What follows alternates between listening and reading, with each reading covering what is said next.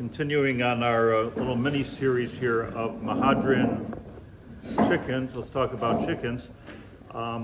So it was the function of a Rav for generations and generations that women or heads of household would come to the Rav, stand in line with a chicken and say, is this okay? Is that okay? What were they looking for? They're looking for blood shots or bruises in the chicken itself. And that this, to my knowledge, is no more. I can't remember when anybody ever asked me a question on a chicken, maybe on the phone.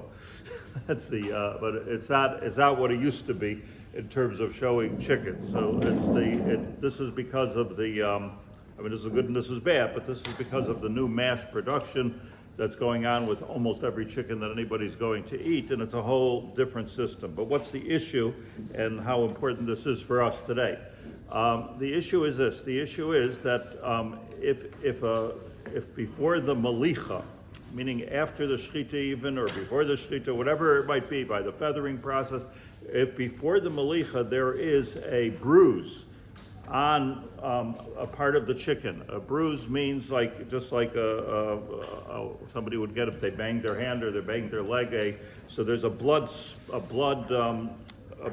accumulation, a bruise, and it's according to Shulchan Aruch, it's either deep red or purple or black, and it's usually usually not necessarily at the end of the wings or where the polka meets the thigh. You know, if you would find a very deep blue bruise there. So what happens is that means that the blood that means the chicken was injured at some point, and the blood has accumulated in that one place, and it will not come out through the malicha.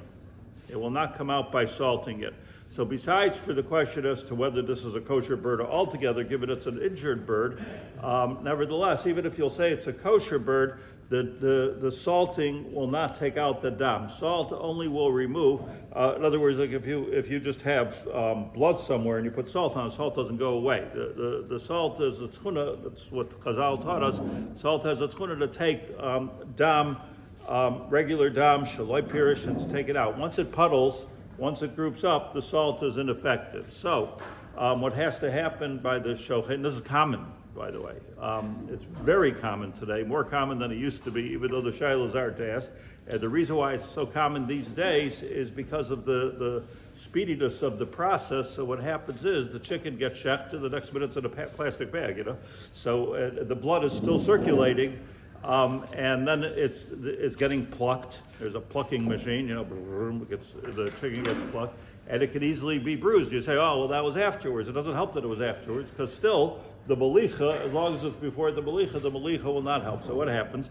What has to happen is that a mashgiach or a shoichet, usually a mashgiach, a bodek, has to give a visual look at the chicken before it goes into the malicha. And if he sees one of these things, you take a knife, a sharp knife, a razor sharp knife, and you give it a cut. According to the shach, you give it shasiver, 2 cuts. Same as you would do with the liver, same that you have to do with the heart. We'll talk about that one soon, but you just give it a cut. And what that does is it gives the blood an escape route to get out of there. And then when you salt it, the salting is kosher. So, and that's what's supposed to happen. Does it happen? So interestingly, this is according to my research, in the Badatzim, or the Rav Landa or Reuben, the Age of Haredis, they have a guy standing there with a knife and he's cutting all the time. In other shchitas, not necessarily. Meaning, if the shochet sees something, or if the guy in the assembly sees something, he might show it. And there's different levels of checking this. Bottom line is, you have to be sure that this is done. But there's something. So if you see these bruises on chicken when you take it out of the package, and you don't see you would see the chasiver is not cooked yet. You would see a cut. If you don't see the cut, that is somewhat of an indication that it's not a mahadran chicken. That's those blue spots. Even if now you have an eitzah, all you have to do is cut it off and throw it away, or maybe broil it. There are things you can do with it. It's not like you have to throw away the chicken. It's not a treifa, but it means that somebody didn't check. It also means something else. Why does it have so many bruises? Why does the chicken have so many bruises? So then the answer to the question to that is, how was it cared for? I mentioned this a while ago. How was it cared for from the time it was a little chicklet?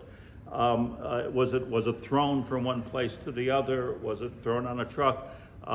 These chickens, by the way, like it's not like most people think that you go to a farm and you see like chickens running around. I mentioned yesterday, you talk about 1 million chickens a month just for Empire chickens.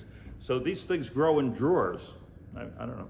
Like there's eggs, that they breed, and then no hen is standing on top of it. They're fertilized in a drawer, and you open up the drawer a couple of days later. I don't know how long it takes, and there's 1 million little tiny chicklets. They're very cute little chicklets, and now if those things are like pushed or thrown or anything like that, they will get bruises. So in a Mahadran shechita, they treat these little tiny chicklets with the utmost of care and gentleness, because they're very fragile. Tiny little things. They're very fragile, and if this breaks or that breaks, A, it can become a treifa, and B, you get all these blue spots. So when you see these spots, so now you have to rethink, what am I eating here? Was there some type of lack of gentleness all the way through? Lav dafka, could be a very good chicken, this could happen. And then you have to think about what the Shulchan Aruch says of Nitzur Adam Bachmas Maka, this is Siman Samach Zayin, Asher Lobashloi Ad Shiachtei Chamakom V'Yimlechenu Yafa. You're not allowed to cook it, that meaning you're not allowed to salt it to cook it, you have to cut it first. Or